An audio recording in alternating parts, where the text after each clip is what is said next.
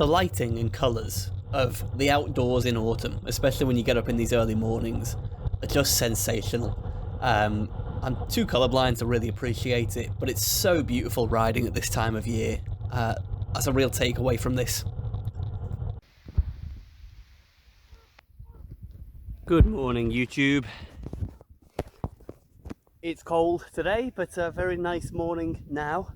I left the house in the dark and in sideways rain because it was so windy and torrential, and I said I'll give it an hour. Right, I'll ride my bike for an hour, and if it's still horrible, I've tried my best and I can go home. And it's become beautiful blue sky. So let me tell you what I'm planning today. Hopefully I'm going to go out to Melin-y-Coed, which is what I showed you at the beginning. You've seen this view a million times, top of Moel Arthur, heading out towards Denbigh. Melin-y-Coed, but a way I've never been before, through a little village called Henllan. You may be familiar with the fact that there's a bakery there that sells Welsh cakes if you are in this area. Through Henllan, up a back road climb that my best mate recommended to me. He travels for work a lot and he ended up driving around this area, and he said, oh, it's just like a nowhere road, but it's really pretty. So I'm going to give that a go. And then hopefully, all being well, I'm going to descend to the Conwy Valley. Conwy Valley is where Coed and Whinge are. I will not be riding them today. I'm going to ride a climb just north of Whinge, which is much less severe, but it's about 5.5 kilometers long and an average of 7.5%. So for the UK, that's pretty long, steepish. And then we're going to drop down to Llanrwst and go up what's supposedly a harder climb than Coed. Melin-y-Coed climb. I'm terrified. As you can see, it's pretty wet on the road. Likelihood of me having to get off my bike and push it if it really is harder than Coed. I think there's over a kilometre at over 20%. It's going to be a proper agricultural road, so the surface will be shit. It'll have tree cover, it'll have leaf litter all over it. I've got no confidence that I'm going to make it up, but I'm going to give it my best shot. Right, see you on the road. So this is an unglamorous shot of leaving Denbigh. It's worth remembering that, you know, the towns in Wales, North Wales, they're just general towns. They're not very exciting. And this is coming into Henllan, the Welsh cake place. It's really nice the way they've got, like, it's like a church, but also a keep. Just an old kind of castle, middle of the village / town. Very Wales, just this is normal. Get on with it. I've never taken this road before, so it's actually quite far into the ride. I guess I'm like 60k in here, and I've never gone from Denbigh out via Henllan and onwards, because normally Denbigh's kind of the far point of a club run ride, and if we're going really, really far, we'd go a different route.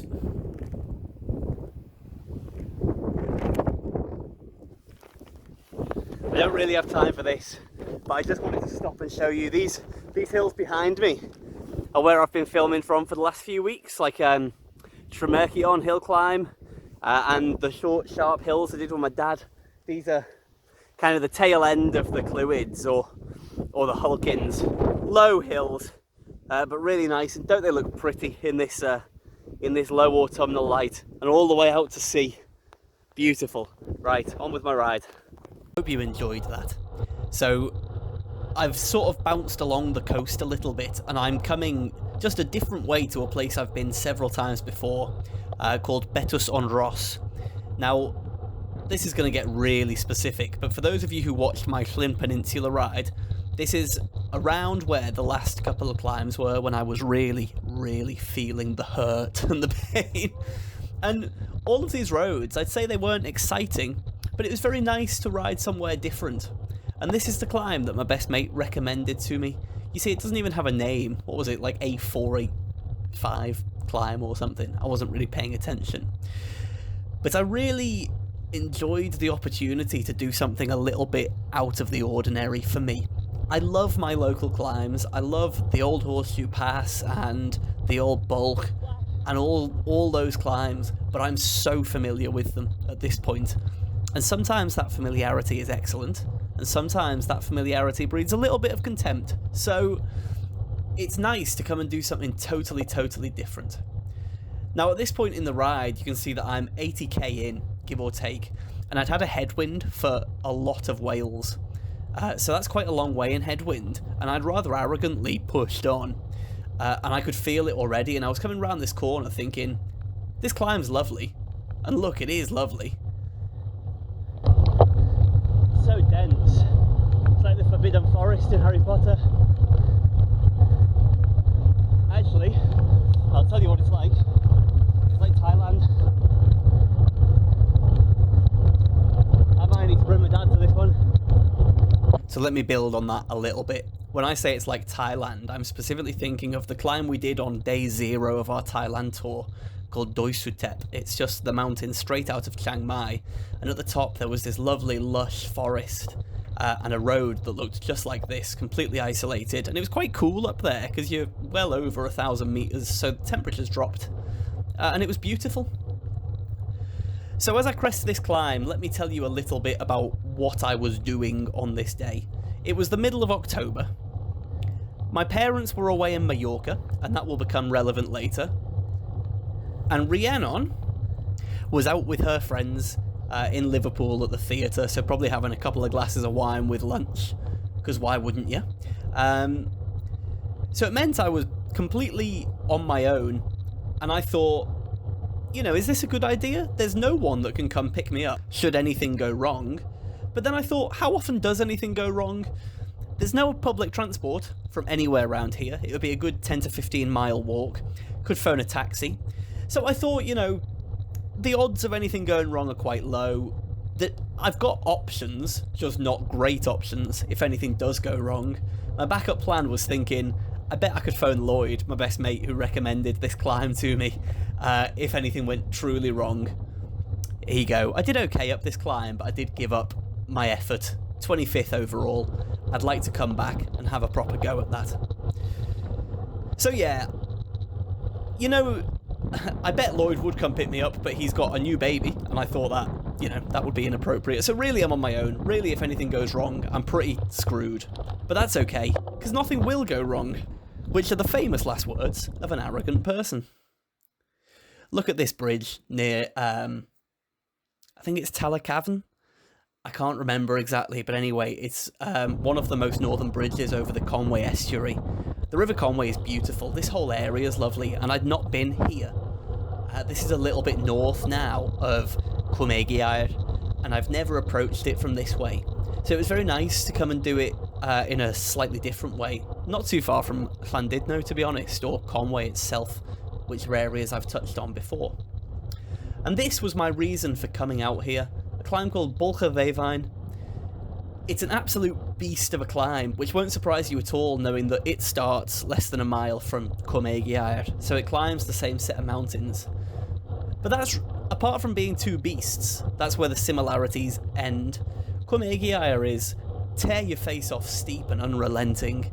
Bwlch-y-Ddeufaen has its moments where it really does get up to 15-20%. But it's 5.4 kilometres long, an elevation difference of 400 metres, and an average elevation grade of 7%. So that is very, very different to the other beasts like the Coed and Whinge that litter this valley, the Conwy Valley. And it's really picturesque, but it's a little more in civilization as you leave. You see, you come through this village that's just up the climb, like that is up the hill. That nice pub that I'm passing on this steep corner, I think it's quite beautiful, and it's at first somewhat less isolated, and that can be quite interesting, I think, to climb through very different sort of scenery. So I decided that I wasn't necessarily going full gas, but I would ride the climb and I would push on up the steeper segments. So quite early on, I found myself pushing quite hard for relatively long blocks, thinking this will be the way for me to get through it. And at this point in the ride, that made perfect sense to me. But I underestimated just how serious a climb a 5.4 kilometre 7% climb is, especially when you can kind of see on my Garmin there's this false flat section in the middle, and that means that the actual steep climby bits are on average much steeper than 7%, because the overall average is 7, with this flat part in the middle. Now you may be thinking, Nick's shown us something about Bwlch-y-Ddeufaen before. Well done, attentive viewer. If you were thinking that, I'm sure no one was. But I did mention it in my Nationals wrap-up video. This is the climb that I said would make a really good analogue to the struggle where Nationals is next year. I do think that it kind of reflects roughly the same steep in parts, false flat just after the middle, and then steep to finish profile that the struggle in the Lake District has.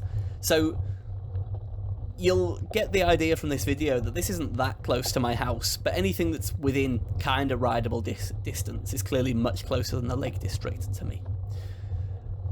So it's not necessarily the most interesting or picturesque of climbs.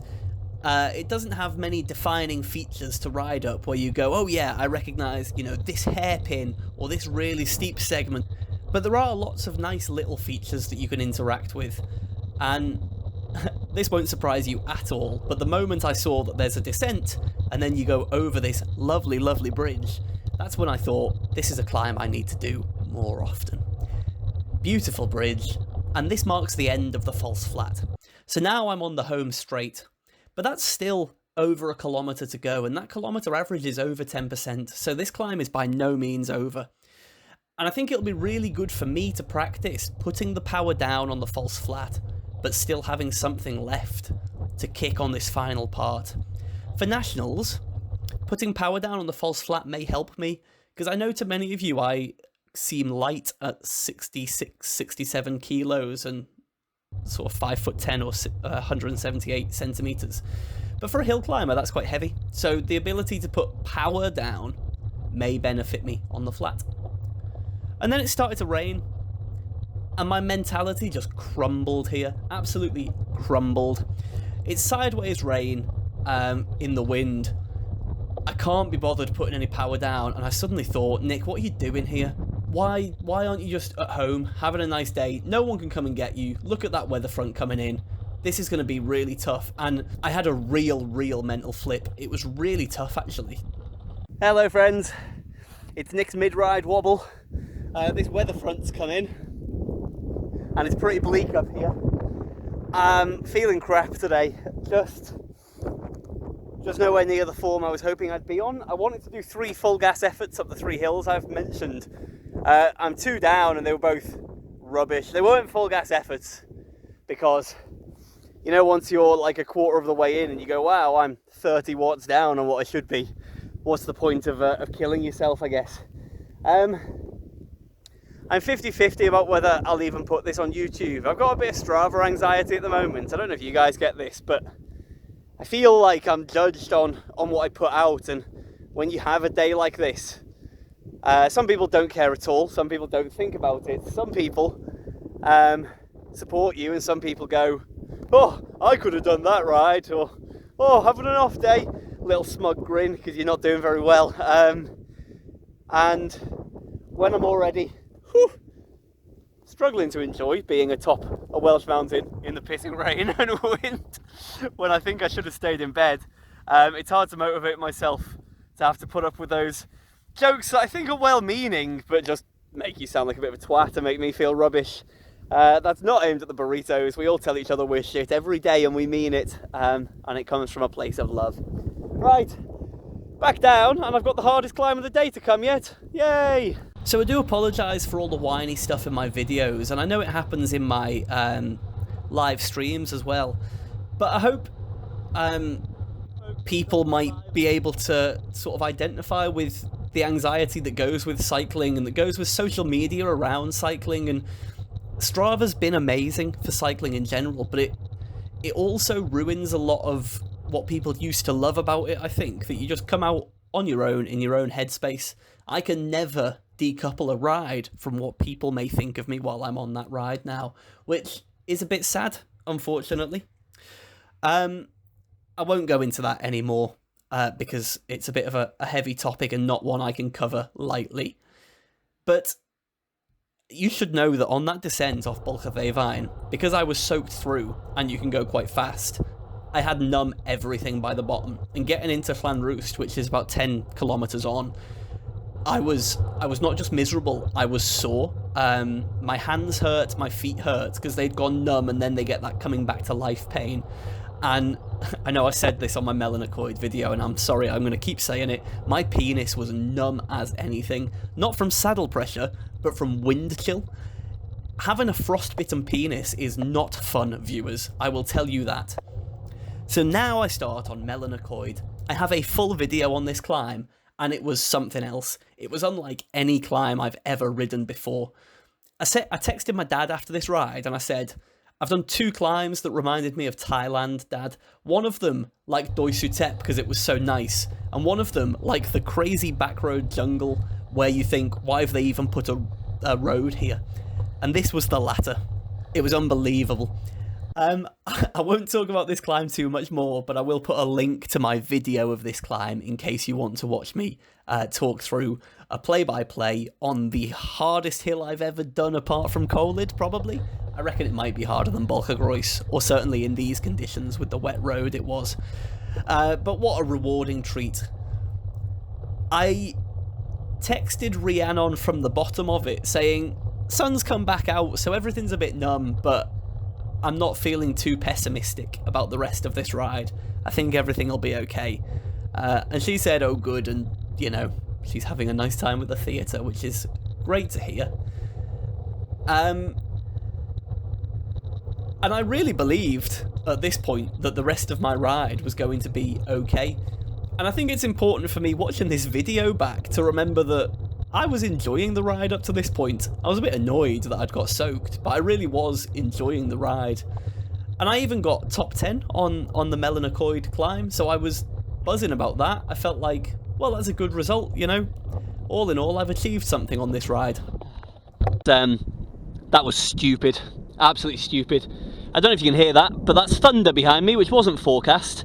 I'm going to cycle away from it, but it's over some exposed moorland, so I'm sort of shitting myself. Don't really know what other options I've got, and I'm certainly most vulnerable here, so I'm going to get going as soon as possible, and I'm going to ride away from it and just hope for the best. So I've put this clip in non-chronologically just to remind you what the weather looked like behind me, which I wasn't really aware of. So that's where I'd just come from, that black sky area, and it was very much blowing straight towards me. And I know I was lighthearted about it in that clip a little bit, but I was genuinely scared because I knew that I was going to keep climbing over this moorland. So you can see that I'm coming up to this windmill area, which, by the way, had a bull on the loose in the road, so I was already terrified of that. It was only a young bull, but it was well skittish. You just saw it on the left. Big metal spikes act as lightning rods to the diamond. So yeah, I knew I was climbing higher up, and I was going to go past some reservoirs if I had my original plan, which would have been very high up, and I would have been the only thing there. But then this happened, and I think we've all been there, where you're out on a ride, and okay, it's raining, but you go, well, you know, I've got my longs on, I've got a warm jacket, and I've got a waterproof shower cape on top of that, and then you put everything on, and it rains so heavily that you just get soaked through. Now, it's raining sideways, it's about 7 degrees, and I am in sort of mid-weight longs, what I would call spring-autumn clothing. And you can't see it too well on this, but it was raining so heavily that it was bouncing off the ground. And within 10 minutes, I was freezing. I was freezing and I was soaked. I was probably about 20 miles from any public transport that could get me home.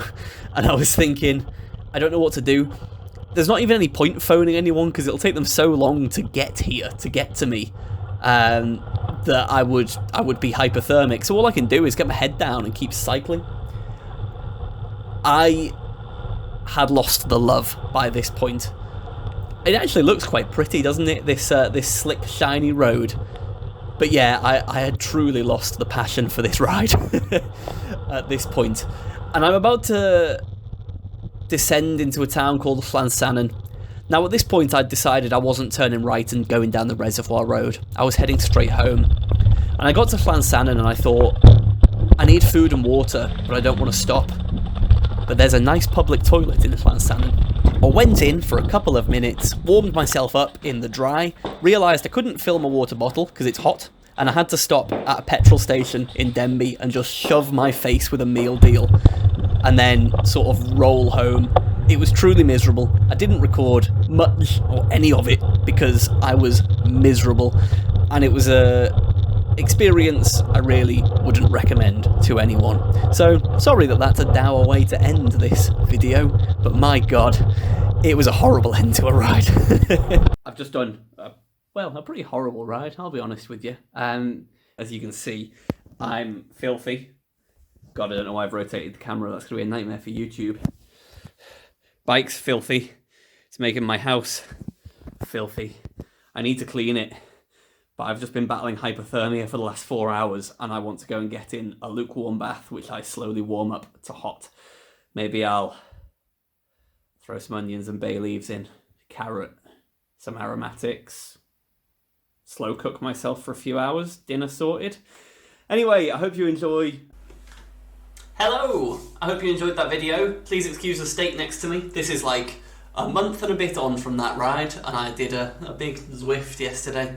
So there's a load of rubbish in my room. I'll make this as brief as possible, I say that every time, but let's go straight to the Strava and I'll just do a very quick breakdown of that ride. From a performance perspective, I expect on the voiceover I'll give you plenty of that ride from an emotional perspective. So last of the summer form, I was intending to just see what I could still do with a good summer in my legs. And do this like it was meant to be 240k actually. Okay, so an average weighted power of 213 watts is not bad, but the actual average power of 184 is pretty low for me, pretty poor. So my form wasn't brilliant, pretty slow ride, 26. But honestly, after the way it ended, none of that mattered whatsoever. I was not feeling great and I was going to make up time on the way home, and I genuinely would have made up time on the way home had it not been absolute misery. So the route's a bit funny, as you can see, out this wiggly way down through Denbigh. That would have all been very nice. Here's Bwlch-y-Ddeufaen, proper beast of a climb that. And then of course Melin-y-Coed as well. And then it all gets a bit weird. This is just main roads from Denbigh to home, just because it was the quickest. Not necessarily the shortest, but definitely the quickest way to go. So this is the route I wanted to do. You'll see that it's not too different, but when I get up Melin-y-Coed, I then wanted to go and wiggle down through this high moorland. You can see on the elevation, the relief profile, that I go way higher still, through all these reservoirs. And the road looks beautiful. So I wanted to come and cycle this road, completely isolated. How beautiful does that look, all the way along this dam? There's loads and loads of little bits like this, all the way along it. And it's still a bucket list road to ride, and I can do it from my house. But it would not have been appropriate here. I was feeling miserable.